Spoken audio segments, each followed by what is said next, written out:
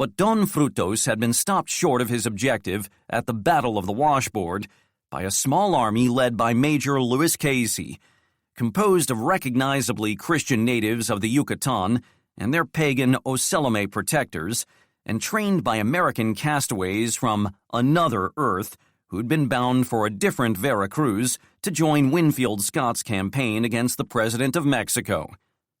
And just like this different Earth, the geography of war had changed very little.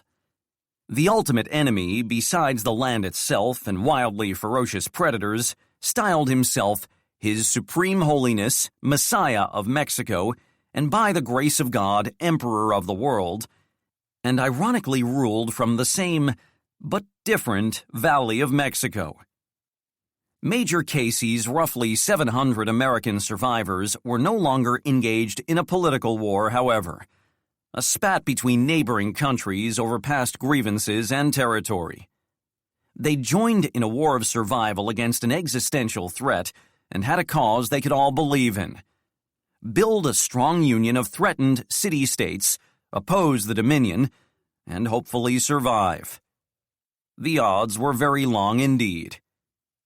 Major Casey followed his victory over the Doms by marching his still largely American detached expeditionary force and the 1st Uxmal and 1st Ocelome regiments down to fortify Nautla into an impassable strongpoint astride the Camino Militar. So far, the most difficult tasks had been rooting out garaches, repairing the walls and backing them with earth to better resist Dom artillery, and cleaning out years of accumulated filth to make the place tolerably sanitary. The first priority in this respect had been to fill in the hopelessly fouled freshwater wells and dig new ones.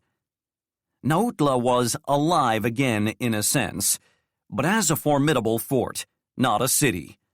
It was in this light Louis Casey surveyed it now, standing on the south wall with a collection of his officers and some luminaries from Uxmal. Friends, he hoped and believed.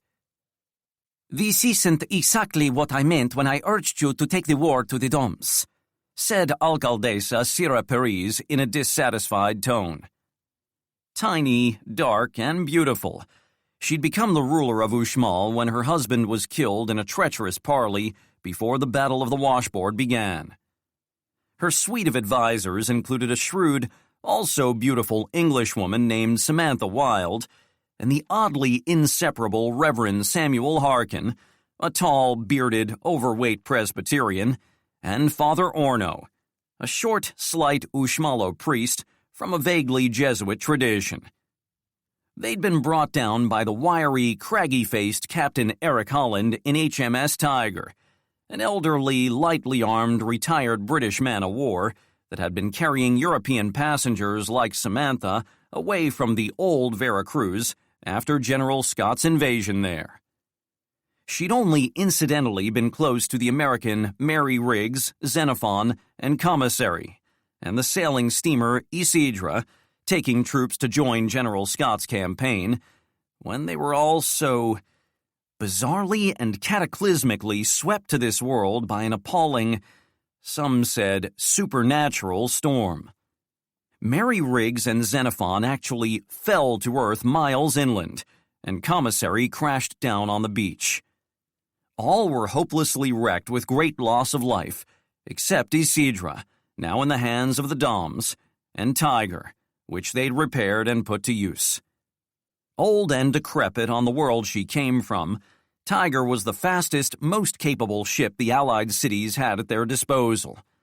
Sadly, most of her passengers had been carried away to safety by Isidra, and had likely been gruesomely sacrificed to the bloodthirsty underworld god of the Doms.